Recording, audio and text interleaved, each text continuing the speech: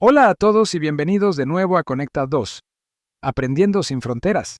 Si estuvieron con nosotros en el episodio anterior, ya saben que hablamos de cómo los tlaxcaltecas, bajo el liderazgo de Xicoténcatl el Joven, pasaron de ser feroces enemigos a convertirse en aliados estratégicos de Hernán Cortés.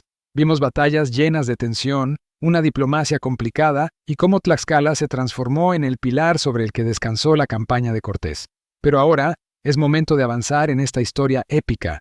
Después de sellar la alianza con los tlaxcaltecas, Cortés y sus hombres se embarcaron en una de las marchas más ambiciosas de la historia, el viaje hacia la legendaria ciudad de Tenochtitlán. Hoy exploraremos los obstáculos que enfrentaron en su camino, desde las traicioneras geografías hasta las complejidades culturales, pasando por los enfrentamientos clave que consolidaron su reputación. Además, nos adentraremos en la mente de Moctezuma II, quien decidió recibir a los españoles de manera pacífica en lugar de con la fuerza militar que muchos esperaban. Y no podemos olvidar el choque cultural que se produjo cuando los conquistadores pusieron un pie en la majestuosa capital mexica. Así que prepárense para un episodio lleno de aventura, desafíos y sorpresas inesperadas en esta fascinante travesía hacia el corazón del Imperio Mexica. Comenzamos. La marcha hacia Tenochtitlán, superando obstáculos. La marcha de Hernán Cortés hacia Tenochtitlán fue un viaje lleno de desafíos, tanto geográficos como culturales. No estamos hablando de un simple paseo por el campo, sino de una travesía que implicaba atravesar montañas, valles y terrenos accidentados. Todo mientras intentaban mantener una frágil red de alianzas con los pueblos indígenas que, en muchos casos, tenían sus propias agendas. Para los españoles, acostumbrados a las ciudades europeas y sus calles pavimentadas, más o menos, moverse a través del denso terreno de Mesoamérica fue como intentar correr una maratón en un laberinto de barro. Uno de los mayores obstáculos geográficos fue atravesar la Sierra Nevada, una cadena montañosa que separaba Tlaxcala del Valle de México. A más de 3,000 metros de altura, el aire era delgado, las noches frías y las rutas estrechas y empinadas. Los caballos resbalaban en las rocas sueltas y los soldados, vestidos con pesadas armaduras, luchaban por mantener el equilibrio. Pero lo peor de todo fue la falta de alimentos. Con los terrenos desolados y pocos recursos, el ejército de Cortés dependía de las provisiones que los tlaxcaltecas y otros aliados les proporcionaban. Pero lo geográfico no fue lo único complicado. La cultura también representaba un obstáculo. Para los pueblos indígenas, ver a estos hombres blancos con caballos y cañones era como una escena sacada de una pesadilla divina. Cortés, con la ayuda de Malintzin y sus aliados tlaxcaltecas, tuvo que trabajar muy duro para mantener la calma en cada pueblo que cruzaban. No querían que las comunidades locales los vieran como una amenaza, aunque, irónicamente, lo fueran. Así que, mientras por un lado desplegaban cañones para intimidar, por otro repartían obsequios y prometían alianzas. Sin embargo, no todo fue diplomacia y regalos. En su camino hacia Tenochtitlán, Cortés se enfrentó a varios enfrentamientos clave. Uno de los más importantes fue en Cholula, una ciudad sagrada bajo el dominio mexica. Los rumores de una emboscada planificada por los mexicas contra los españoles encendieron las alarmas de Cortés. La respuesta de Cortés fue brutal. Organizó un ataque sorpresa que resultó en la masacre de miles de cholultecas. Este evento marcó la reputación de los españoles en la región, consolidándolos como un enemigo implacable, capaz de responder con una fuerza devastadora ante cualquier señal de traición. A medida que avanzaban, la mezcla de fuerza y diplomacia de los españoles generaba respuestas mixtas entre las comunidades locales. Algunos veían a Cortés como un posible liberador del dominio mexica, mientras que otros lo veían como una amenaza a sus propias formas de vida. Sin embargo, todos se dieron cuenta de que estos forasteros no eran una fuerza que pudieran ignorar. La entrada a Tenochtitlán. Una bienvenida inesperada. Después de semanas de marchas difíciles y enfrentamientos tensos, el momento culminante llegó: la entrada a Tenochtitlán. Y si esperaban una entrada llena de caos y guerra, se llevaron una sorpresa monumental. Contra todo pronóstico, Moctezuma II decidió recibir a los españoles con una bienvenida pacífica, algo que desconcertó no solo a los tlaxcaltecas, sino a los propios españoles. ¿Por qué Moctezuma no decidió enfrentarlos militarmente? Bueno, esta decisión tiene muchas capas. En primer lugar, Moctezuma estaba profundamente influenciado por las creencias religiosas y las profecías que hablaban del regreso de Quetzalcóatl, el dios serpiente. Para él, la llegada de los españoles con su piel blanca, sus armaduras brillantes y sus caballos desconocidos parecía demasiado coincidente con estas profecías. Por temor a estar enfrentándose a seres divinos, Moctezuma optó por recibirlos de manera pacífica, ofreciéndoles regalos, oro y joyas. No olvidemos que en la cosmovisión mexica, los dioses no eran exactamente los mejores amigos de los humanos. Desafiarlos podría significar la destrucción total. Cuando Cortés y sus tropas llegaron finalmente a la gran ciudad, lo que vieron los dejó completamente asombrados. Tenochtitlan era una metrópoli deslumbrante, construida en medio de un lago, con una intrincada red de canales que la hacían parecer una Venecia prehispánica. Las calles estaban perfectamente organizadas, y los templos se alzaban majestuosos sobre las calzadas.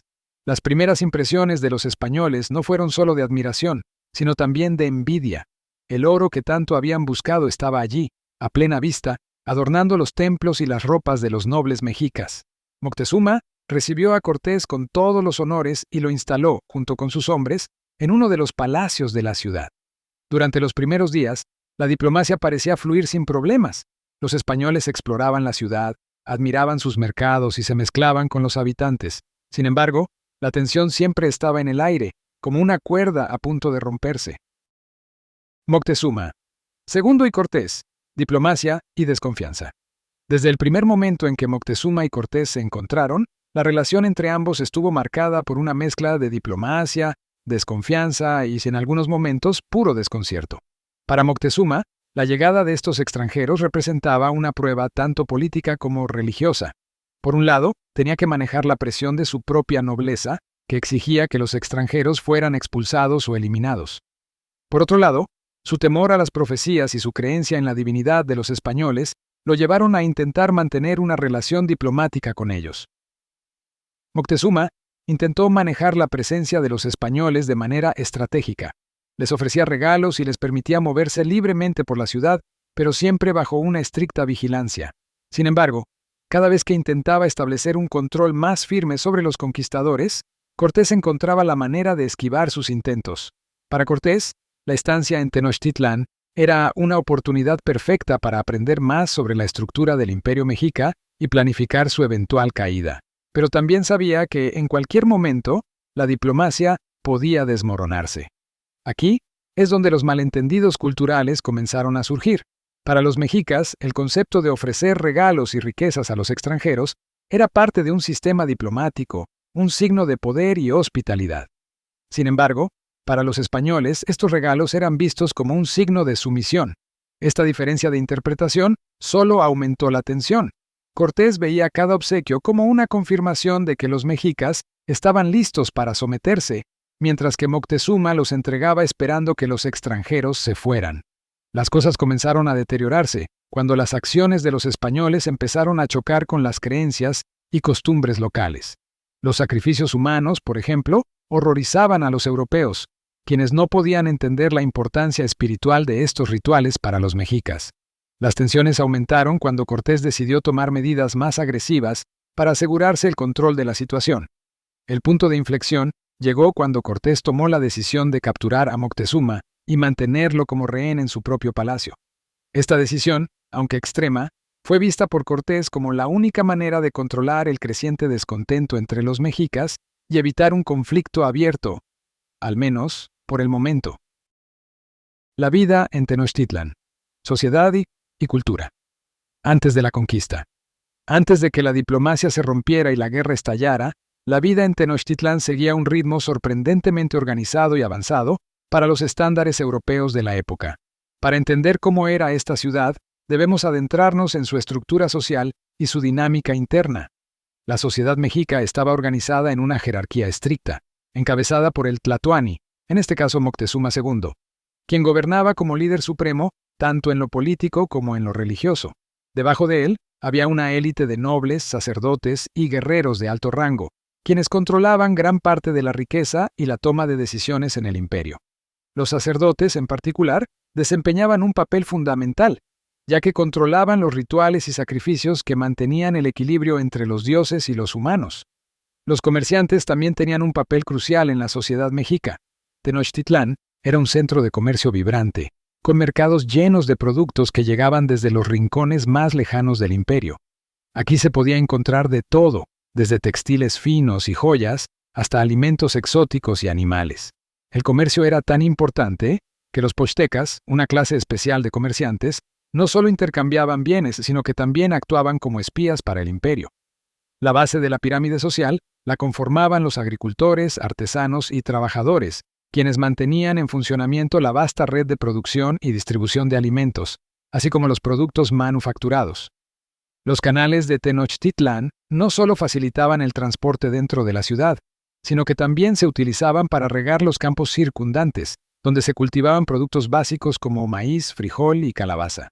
Lo fascinante de Tenochtitlán era cómo toda esta sociedad, desde los nobles hasta los agricultores, coexistía en una ciudad construida en medio de un lago. Las calzadas conectaban las diferentes secciones de la ciudad, y los canales actuaban como calles acuáticas. Para los españoles, que venían de un mundo donde las ciudades más grandes rara vez alcanzaban la sofisticación de Tenochtitlán, la organización y eficiencia de esta ciudad fue impactante. Religión y costumbres.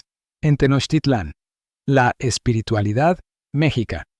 Si algo definía la vida en Tenochtitlán antes de la llegada de los españoles, era la profunda conexión entre la religión y la vida diaria.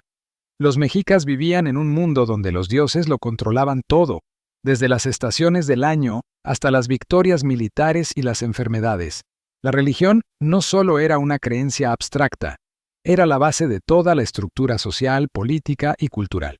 La religión mexica estaba encabezada por un vasto panteón de dioses, cada uno con sus propios dominios y responsabilidades.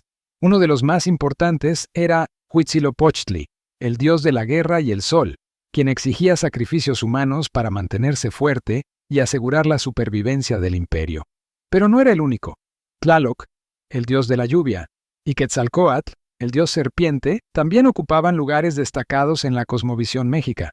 Los sacrificios rituales eran el corazón de la vida religiosa en Tenochtitlán. Estos sacrificios, que a menudo involucraban prisioneros de guerra, se llevaban a cabo en lo alto de los templos para garantizar la fertilidad de la tierra, la victoria en la batalla y el equilibrio cósmico. Los sacerdotes mexicas creían que si no se ofrecían suficientes sacrificios, el sol dejaría de salir y el mundo llegaría a su fin. Para los españoles, esta práctica fue un choque brutal con sus propias creencias cristianas. Mientras que para los mexicas, los sacrificios eran un acto de devoción sagrada, los españoles los veían como una barbarie que debía ser erradicada. Las festividades religiosas eran otra parte fundamental de la vida en Tenochtitlán. Durante estas celebraciones se llevaban a cabo grandes procesiones, danzas y ceremonias en honor a los dioses. La llegada de los españoles coincidió con algunos de estos rituales, lo que provocó aún más desconcierto y desconfianza por parte de los europeos. El encuentro entre las creencias religiosas mexicas y el cristianismo europeo fue, en muchos sentidos, el punto de partida para el inevitable conflicto que se avecinaba. Mientras los mexicas seguían realizando sus rituales en los templos, los españoles, horrorizados por lo que veían, comenzaron a planear cómo derrocar a un sistema que consideraban incompatible con su propia visión del mundo.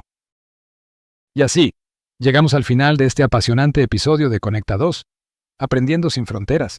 Hoy hemos seguido a Cortés y su ejército mientras marchaban hacia Tenochtitlán, superando obstáculos geográficos y culturales, negociando alianzas y enfrentándose a la impresionante ciudad mexica.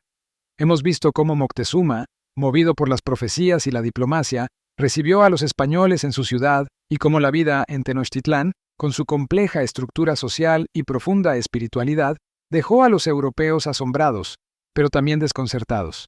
La entrada a Tenochtitlán no fue el final, sino solo el comienzo de un enfrentamiento entre dos mundos que cambiaría el curso de la historia. Si disfrutaste este episodio, no olvides suscribirte y compartirlo con otros amantes de la historia. Y recuerda, el aprendizaje no termina cuando apagas este podcast. Vive en cada pregunta y en cada mirada curiosa. Sigamos conectando ideas y explorando juntos. Nos escuchamos en el próximo episodio de Conecta 2.